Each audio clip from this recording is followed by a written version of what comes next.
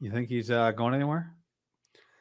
I think there can't be a candidate non-Spielman, right? I think Spielman, if you just went, well, this guy's done it before, and he's really like he's been the head honcho and made the playoffs and hired a playoff level coach and drafted Pro Bowlers at every position. Xavier Rhodes, another guy. Like, I mean, I'm talking every position. The dude has drafted a good player, and he signed Kirk Cousins when a lot of people thought this crazy. Like, I'd say that age better, right? Signing that guy as a free agent for a 3-year deal. Mm-hmm. Adam Peters, his resume couldn't be any better for a guy that has not been a GM. Literally, it's impossible. Played at UCLA, so Division I player. Looks the part, right? When you just see him standing there, which I think does matter sometimes. Quarterback vibes, but he's a D lineman. Then he goes to the Patriots, like all those cats, right? Starts as 22, 23-year-old. I remember texting him about Kwesi Messi or whatever that guy, who's the Minnesota's GM. I said, you know what's crazy is you went to UCLA, you start doing this. I remember when I started, and he probably had richer friends than me coming from UCLA, but I knew a decent amount of people I went to Cal Poly with that like by like 25, 26 they had a good year. We're getting close to like a couple $100,000. And that number dwarfed as time went on. And we were texting about Messi, like he just graduated college, went to finance. Kwesi started making millions. I'm like, you were making $20,000 working 20 hours a day for Belichick. Now, you won a couple of Super Bowls, and you were taking Belichick his coffee and running copies for Charlie Weiss, and fucking Vrabel needed a look at practice. You were standing there. You were doing everything. But now you guys are on the same, like this guy's a GM. It's kind of crazy. But he's, for Belichick, in their heyday early on, multiple Super Bowls with all those cats. Then Elway specifically hires him to go to Denver as the transition happens with Peyton Manning. And he was one of Elway's right-hand guys when they won another Super Bowl. So he's won Super Bowls with the Patriots, with the Broncos, and then John Lynch's first hire as a GM was like, I sat next to this guy in this meeting when John Elway used to let me in. I was like, I got to fucking have this guy. That's John Lynch's first hire. Not his teammate Martin Mayhew, who had been a GM, he's like, this guy blew me away in these meetings. Hired that fucking guy. And has been his right-hand guy ever since. They've won the division 3 of the last 5 years. They've been at how many NFC championship games, and they're the betting favorite, even over the Ravens, to win the Super Bowl.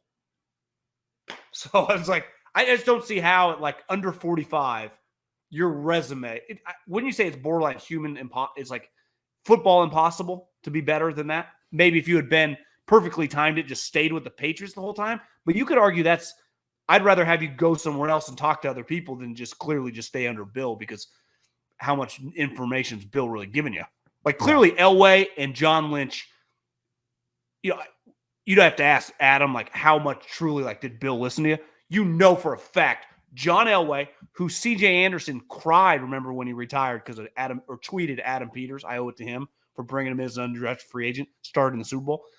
Actually, I think started also for the Rams a couple years later when Todd Gurley got banged up late in the playoffs. Like, had a couple little runs. And then obviously John Lynch, what he means to that organization. I just think it's not possible to be in your early 40s and have a resume. You just can't get any better. You can work in the NFL for 20 years, but it doesn't mean you've done anything. The only thing that he hasn't done, and this is not a negative, I don't think, is been like the guy who gets articles written about him. Not a lot, right? Like, it felt like the Patriots guys all kind of, there was a stretch there where all those guys were getting articles written about him. But Guy, that's an agent / inside thing. Like, even me, when I text him, it's not like he's funneling me sweet information. Like, he's a close to the vest kind of old school guy. I think he's a patriot at his core. It's a positive, John. It's a positive. I'm just saying that's the only thing when you talk about like these blue chip candidates. If you look at all the boxes, I don't care about checking that box. Most don't. But that's the thing he hasn't done. Owners like that. And owners like it. And so my question is, like, clearly he gets a lot of interviews. And it feels like he turns down jobs that aren't perfect for him. And it feels like he has a pretty healthy say in this organization. I mean, we see him out at practice quite a bit. He seems to be pretty secure in his position there and valued. And the local, nature of it, kind of like Bob Myers, clearly appeals to him to a degree. The question is just how much, and is there a job out there that he would take? That is really the question with Adam Peters, John. Is there a job he would take? if memory serves me correct, and again, you'd have to truly ask him because sometimes it's reported like, did he truly want the job or was he kind of half in? The Carolina Panther job a couple years ago when they hired the dude from Seattle, Fitterer, who was just fired. Yeah. The final two were those two. And it felt like he wanted it at the time. Again, I don't know that for a fact, but the way it was reported, I never asked him about it, which you'd argue is the best thing that ever happened to him, avoiding that situation. So if he did want it, it's a good example, which I'm sure it's happened to all of us at some point in time in our life professionally, like thought we wanted something, maybe it didn't happen. And then you look back several years later, like, God, I thank God for that, which at the time you just don't know. And how could you blame him? Like David Tepper has all this money. You get to play a big role. You're thinking like, even if Matt Rule doesn't work out, I'll get to hire the next coach. It's coaching jobs become available way more often. Like all of Shanahan guys, if he keeps having success, Slowick and you name them, every name, Greasy, they'll all get head coaching opportunities. All of them over the next course of a half decade. Every single one of them. McVay too. And LaFleur now, the whole crew, the whole fucking lineage, the whole league will be full of them. There could be a given year. Would it shock you if like in 4 years, assuming Love's good, McVay plays us out a couple more years, Purdy maintains being a good player, so all those three teams are good, that there's a point in time where 13 guys have like direct ties to that Washington staff in 2012, No. Like almost half the league. And that's Raheem gets the, like McVay's doing. Yeah, Raheem, Slowick, Greasy, and like one of Kubiak's kids. Like all of a sudden we're like, are there 12 Washington guys? Like we're not very far away from that. But my point is, because coaching jobs every year, Schefter was on with McAfee, and I watched it. And even he's like, the reason I'm bet on 8, people thought like, you keep saying 7 to 10. Because he's like, historically last year there were only 5. And that's a low outlier. If you just average over the course of 2 years, it's usually close to 13 to 15 guys. So listen, there was always a couple curveballs. We had one today that I'm just betting that way. And coaching, how often do how many GM jobs are open right now? You'd argue a lot relative to normal. Usually there's like one a year. Chargers, Raiders, who am I missing? Carolina now. But it's weird. Like, are they truly open, or are they like if they hire Jim Harbaugh or Bill Belichick, if he ever becomes available, like, is that really a GM job? That's where it's weird. Like a coaching job is a coaching job, right? Falcons GM, right? Kerry Fontenot, I guess, is not going to be on the coaching search or something weird like that. I saw that report, which would be a bad sign if that's the case. So easily he could be, but even okay. So Arthur Blank, because one of the rumors is he wants Belichick. So he hires Belichick. Is that truly like the GM was hired from scratch? No, Bill's like, hey, I kind of like this guy, bring him in type deal. So GM jobs, true GM jobs, honestly, they don't really even exist. Howie's probably, now that, if we assume Belichick's going to go, like John Lynch is close, but like Kyle doesn't answer to John. John Schneider doesn't answer to, Pete doesn't answer to John Schneider. McVay and Snead. They're all really close. Like, what about the Giants? I mean, the Cardinals, Gannon. That's a good. That's his guy. So no. Right. I think Austin was hired first, but that's one that's like doesn't even matter. I'm talking the good ones. Oh, John Harbaugh.